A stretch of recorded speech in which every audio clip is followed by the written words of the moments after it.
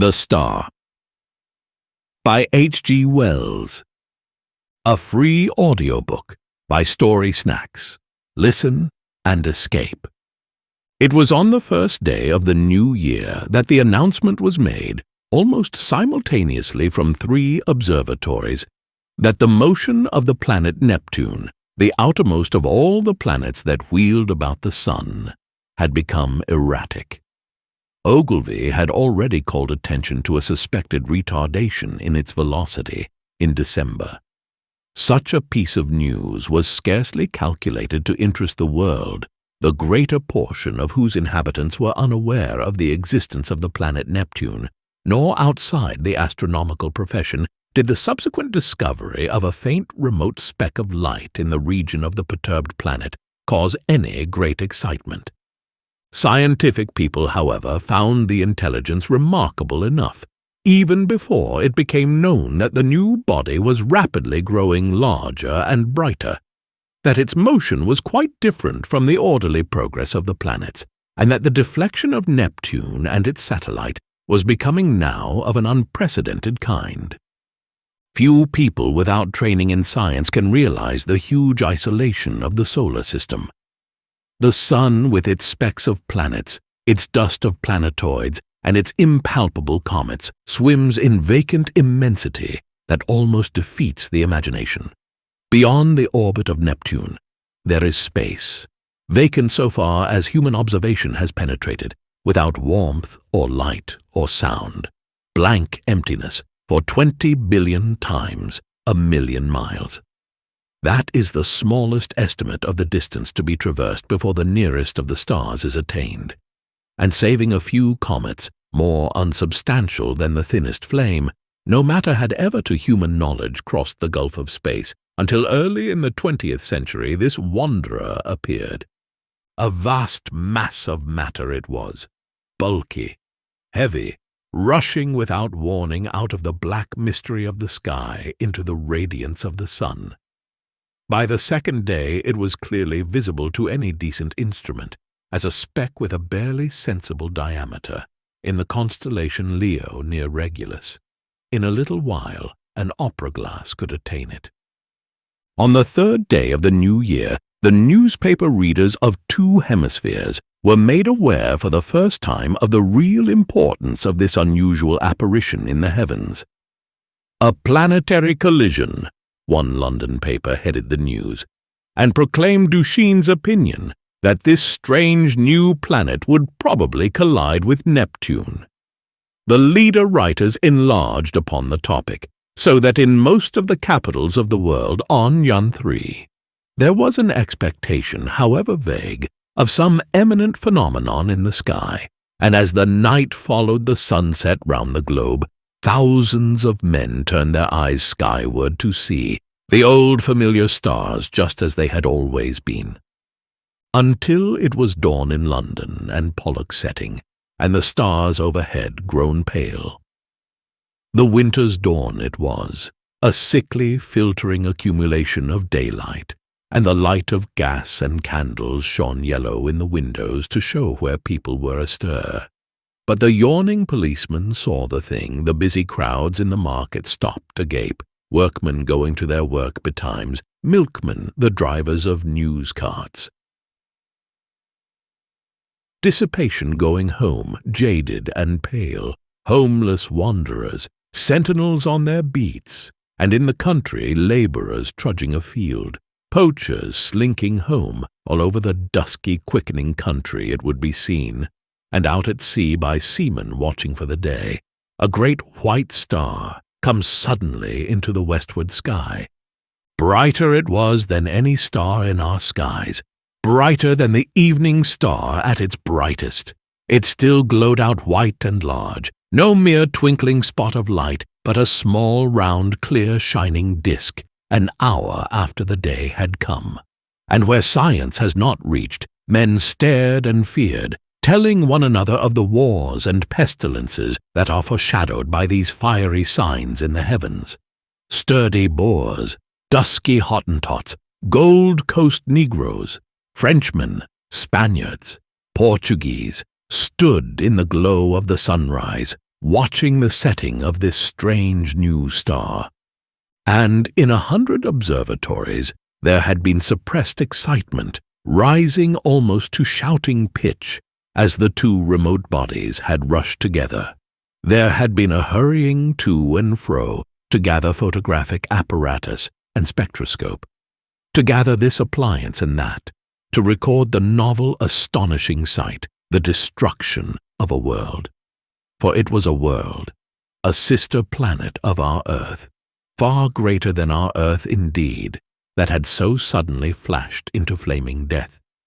Neptune it was, which had been struck fairly and squarely by the planet from outer space, and the heat of concussion had incontinently turned two solid globes into one vast mass of incandescence. Round the world that day, 2 hours before the dawn, went the pallid great white star, fading only as it sank westward and the sun mounted above it. Everywhere man marveled at it, but of all those who saw it, none could have marveled more than those sailors, habitual watchers of the stars, who far away at sea had heard nothing of its advent, and saw it now rise like a pygmy moon, and climb zenithward, and hang overhead, and sink westward with the passing of the night. And when next it rose over Europe, everywhere were crowds of watchers on hilly slopes, on house roofs, in open spaces, staring eastward, waiting for the rising of the new star. It rose with a white glow in front, like the glare of a white fire, and those who had seen it come into existence the night before cried out at the sight of it. "It is larger," they cried. "It is brighter." And, indeed, the moon, a quarter full and sinking in the west, was in its apparent size beyond comparison. But scarcely in all its breadth had it as much brightness now as the little circle of the strange new star. "It is brighter!" cried the people clustering in the streets. But in the dim observatories the watchers held their breath and peered at one another. "It is nearer, they said. "Nearer!" And voice after voice repeated, "It is nearer," and the clicking telegraph took that up, and it trembled along telephone wires, and in 1,000 cities grimy compositors fingered the type. "It is nearer." Men writing in offices, struck with strange realization, flung down their pens. Men talking in 1,000 places suddenly came upon a grotesque possibility in those words, "It is nearer." It hurried along awakening streets. It was shouted down the frost-stilled ways of quiet villages. Men who had read these things from the throbbing tape stood in yellow-lit doorways, shouting the news to the passers-by. "It is nearer." Pretty women, flushed and glittering, heard the news told jestingly between dances, and feigned an intelligent interest they did not feel. "Nearer, indeed! How curious! How clever people must be to find out things like that." Lonely tramps faring through the wintry night murmured those words to comfort themselves, looking skyward. It has need to be nearer, for the night's as cold as charity. Don't see much warmth from it if it is nearer all the same. "What is a new star to me?" cried the weeping woman kneeling beside her dead. The schoolboy, rising early for his examination work, puzzled it out for himself, with the great white star shining broad and bright through the frost flowers of his window. "Centrifugal, centripetal," he said, with his chin on his fist. "Stop a planet in its flight. Rob it of its centrifugal force. What then? Centripetal has it, and down it falls into the sun. And this, do we come in the way? I wonder." The light of that day went the way of its brethren, and with the later watches of the frosty darkness rose the strange star again, and it was now so bright that the waxing moon seemed but a pale yellow ghost of itself, rising huge in the sunset hour. In a South African city a great man had married, and the streets were alight to welcome his return with his bride. "Even the skies have illuminated," said the flatterer. Under Capricorn, two Negro lovers, daring the wild beasts and evil spirits for love of one another, crouched together in a canebrake where the fireflies hovered. "That is our star," they whispered, and felt strangely comforted by the sweet brilliancy of its light. The master mathematician sat in his private room and pushed the papers from him. His calculations were already finished. In a small white phial there still remained a little of the drug that had kept him awake and active for 4 long nights. Each day, serene, explicit, patient as ever, he had given his lecture to his students, and then had come back at once to his momentous calculation. His face was grave, a little drawn, and hectic from his drugged activity. For some time he seemed lost in thought. Then he went to the window, and the blind went up with a click. Halfway up the sky, over the clustering roofs, chimneys, and steeples of the city, hung the star. He looked at it as one might look into the eye of a brave enemy.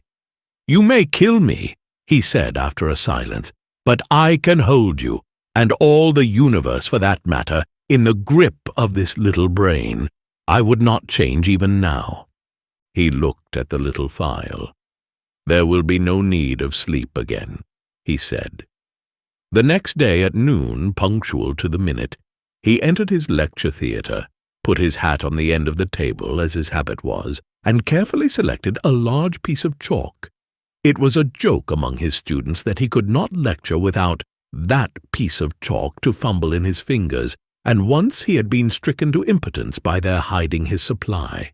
He came and looked under his grey eyebrows at the rising tiers of young fresh faces, and spoke with his accustomed studied commonness of phrasing.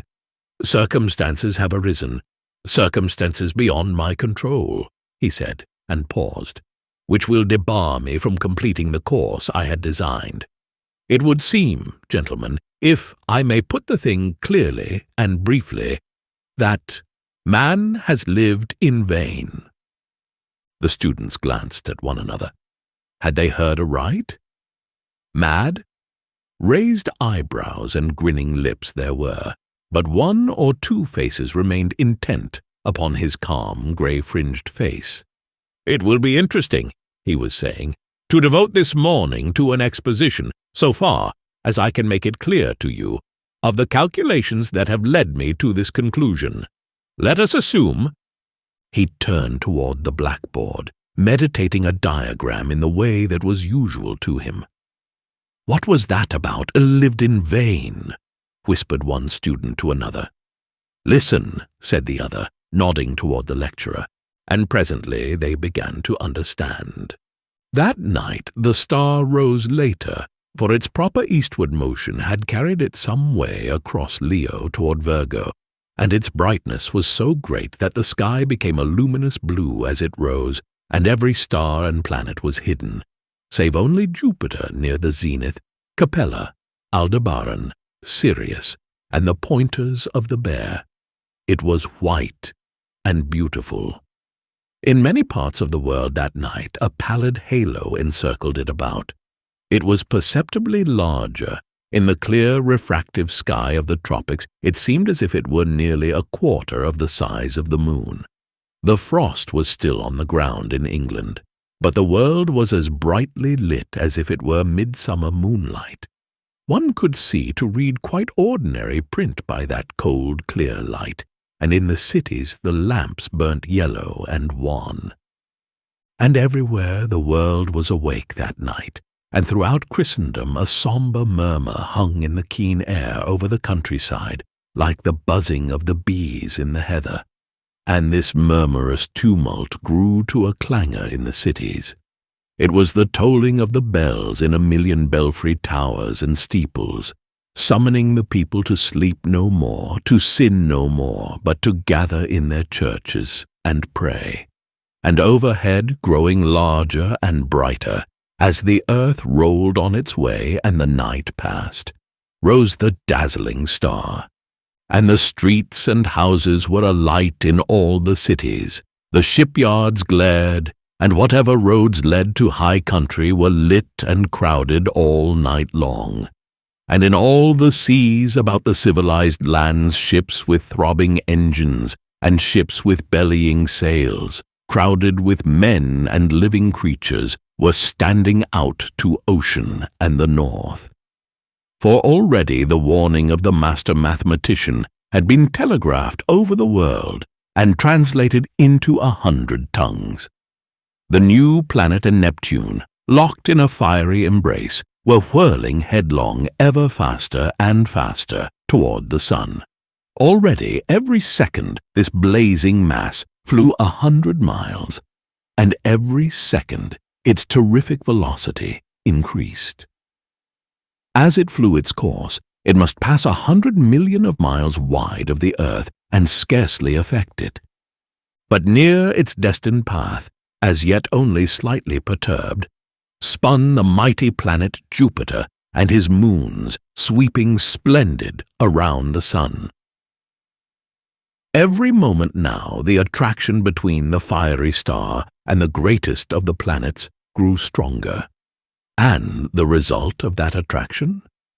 Inevitably Jupiter would be deflected from its orbit to a new elliptical path, and the burning star, swung by his attraction wide of its sunward rush, would describe a curved path, and perhaps collide with and certainly pass close to our Earth.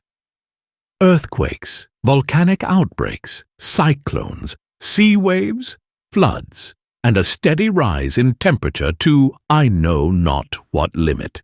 So prophesied the master mathematician, and overhead, to carry out his words, lonely and cold and livid, blazed the star of the coming doom. To many who stared at it that night until their eyes ached, it seemed that it was visibly approaching. And that night, too, the weather changed, and the frost that had gripped all Central Europe and France and England softened towards a thaw. But you must not imagine, because I have spoken of people praying through the night, and people going aboard ships, and people fleeing towards mountainous country, that the whole world was already in a terror because of the star. As a matter of fact, use and wont still ruled the world, and save for the talk of idle moments and the splendor of the night, 9 human beings out of 10 were still busy at their common occupations. In all the cities the shops, save one here and there, opened and closed at their proper hours. The doctor and the undertaker plied their trades, and workers gathered in the factories. Soldiers drilled, scholars studied, lovers sought one another, thieves lurked and fled. Politicians planned their schemes. The presses of the newspapers roared through the nights, and many a priest of this church and that would not open his holy building to further what he considered a foolish panic. The newspapers insisted on the lesson of the year 1000, for then, too, people had anticipated the end. The star was no star, mere gas, a comet, and were it a star, it could not possibly strike the earth. There was no precedent for such a thing. Common sense was sturdy everywhere, scornful, jesting, a little inclined to persecute the obdurate fearful. That night at 7:15 by Greenwich time, the star would be at its nearest to Jupiter. Then the world would see the turn things would take. The master mathematician's grim warnings were treated by many as so much mere elaborate self-advertisement. Common sense at last, a little heated by argument, signified its unalterable convictions by going to bed. So, too, barbarism and savagery, already tired of the novelty, went about their nightly business, and save for a howling dog here and there, the beast world left the star unheeded. And yet, when at last the watchers in the European states saw their star rise, an hour later, it is true, but no larger than it had been the night before, there were still plenty awake to laugh at the master mathematician, to take the danger as if it had passed. But hereafter the laughter ceased. The star grew. It grew with a terrible steadiness hour after hour, a little larger each hour, a little nearer the midnight zenith, and brighter, until it had turned night into day. Had it come straight to the earth instead of in a curved path, had it lost no velocity to Jupiter, it must have leapt the intervening gulf in a day. But as it was, it took 5 days altogether to come by our planet. The next night, it had become a third the size of the moon before it set to English eyes, and the thaw was assured. It rose over America nearly the size of the moon, but blinding white to look at and hot, and a breath of hot wind blew now with its rising and gathering strength, and in Virginia and Brazil and down the St. Lawrence Valley it shone intermittently through a driving reek of thunderclouds, flickering violet lightning, and hail unprecedented. In Manitoba were a thaw and devastating floods. And upon the mountains of the earth the snow and ice began to melt that night, and all the rivers coming out of high country flowed thick and turbid, and soon, in their upper reaches, with swirling trees and the bodies of beasts and men, they rose steadily in the ghostly brilliance, and came trickling over their banks at last, behind the flying population of their valleys, and along the coast of Argentina and up the South Atlantic tides, were higher than they had ever been in the memory of man. And the storms drove the waters in many cases scores of miles inland, drowning whole cities. And so great grew the heat during the night that the rising of the sun was like the coming of a shadow. The earthquakes began and grew until all down America from the Arctic Circle to Cape Horn hillsides were sliding, fissures were opening, and houses and walls crumbling to destruction. China was lit glowing white, but over Japan and Java and all the islands of Eastern Asia, the great star was a ball of dull red fire because of the steam and smoke and ashes the volcanoes were spouting forth to salute its coming. Above were the lava, hot gases, and ash, and below the seething floods, and the whole earth swayed and rumbled with the earthquake shocks. Soon the immemorial snows of Tibet and the Himalayas were melting and pouring down by 10 million deepening converging channels upon the plains of Burma and Hindustan. The tangled summits of the Indian jungles were aflame in 1,000 places, and below the hurrying waters around the stems were dark objects that struggled feebly and reflected the blood-red tongues of fire. And in ungovernable confusion, a multitude of men and women fled down the broad riverways to that one last hope of men, the open sea. Larger grew the star, and larger, hotter and brighter with a terrible swiftness now. The tropical ocean had lost its phosphorescence, and the whirling steam rose in ghostly wreaths from the black waves that plunged incessantly, speckled with storm-tossed ships. And then came a wonder. It seemed to those who in Europe watched for the rising of the star that the world must have ceased its rotation. In 1,000 open spaces of down and upland, the people who had fled thither from the floods and the falling houses and sliding slopes of hill watched for that rising in vain. Hour followed hour through a terrible suspense, and the star rose not. Once again men set their eyes upon the old constellations they had counted lost to them forever. In England it was hot and clear overhead, though the ground quivered perpetually. But in the tropics Sirius and Capella and Aldebaran showed through a veil of steam.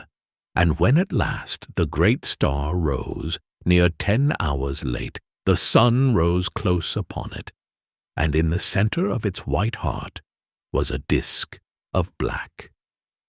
Over Asia the star had begun to fall behind the movement of the sky, and then suddenly, as it hung over India, its light had been veiled. All the plain of India, from the mouth of the Indus to the mouths of the Ganges, was a shallow waste of shining water that night, out of which rose temples and palaces, mounds and hills, black with people. Every minaret was a clustering mass of people who fell one by one into the turbid waters as heat and terror overcame them. The whole land seemed a wailing, and suddenly there swept a shadow across that furnace of despair, and a breath of cold wind, and a gathering of clouds out of the cooling air. Men looking up, nearly blinded at the star, and saw that black disk creeping across the light. It was the moon coming between the star and the earth, and even as men cried to God at this respite, out of the east with a strange, inexplicable swiftness sprang the sun. And then star, sun, and moon rushed together across the heavens. So it was that presently, to the European watchers, star and sun rose close upon each other, drove headlong for a space, and then slower, and at last came to rest. Star and sun merged into one glare of flame at the zenith of the sky. The moon no longer eclipsed the star, but was lost to sight in the brilliance of the sky. And though those who were still alive regarded it for the most part with that dull stupidity that hunger, fatigue, heat, and despair engender, there were still men who could perceive the meaning of these signs. Star and earth had been at their nearest, had swung about one another, and the star had passed.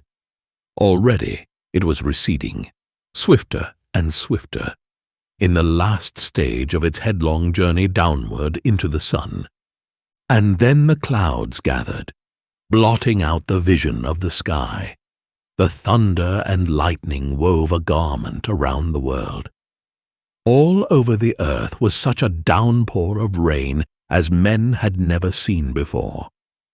And where the volcanoes flared red against the cloud canopy, there descended torrents of mud. Everywhere the waters were pouring off the land, leaving mud-stilted ruins, and the earth littered like a storm-worn beach with all that had floated, and the dead bodies of the men and brutes, its children.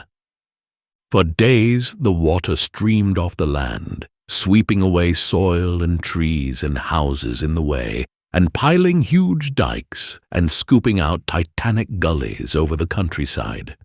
Those were the days of darkness that followed the star and the heat. All through them, and for many weeks and months, the earthquakes continued. But the star had passed, and men, hunger-driven and gathering courage, only slowly might creep back to their ruined cities, buried granaries, and sodden fields. Such few ships as had escaped the storms of that time came stunned and shattered and sounding their way cautiously through the new marks and shoals of once familiar ports. And as the storms subsided, men perceived that everywhere the days were hotter than of yore, and the sun larger, and the moon, shrunk to a third of its size, took now 80 days between its new and new. But of the new brotherhood that grew presently among men, of the saving of laws and machines, of the strange change that had Iceland and Greenland, the shores of Baffin's Bay, so that the sailors coming there presently found them green and gracious, and could scarce believe their eyes, this story does not tell. Nor of the movement of mankind, now that the earth was hotter, northward and southward towards the poles of the earth. It concerns itself only with the coming and the passing of the star. The Martian astronomers, for there are astronomers on Mars, although they are different beings from men, were naturally profoundly interested by these things. They saw them from their own standpoint, of course. Considering the mass and temperature of the missile that was flung through our solar system into the sun, one wrote, It is astonishing what little damage the Earth, which it missed so narrowly, has sustained. All the familiar continental markings and the masses of the seas remain intact, and indeed, the only difference seems to be a shrinkage of the white discoloration supposed to be frozen water round either pole, which only shows how small the vastest of human catastrophes may seem at a distance of a few million miles.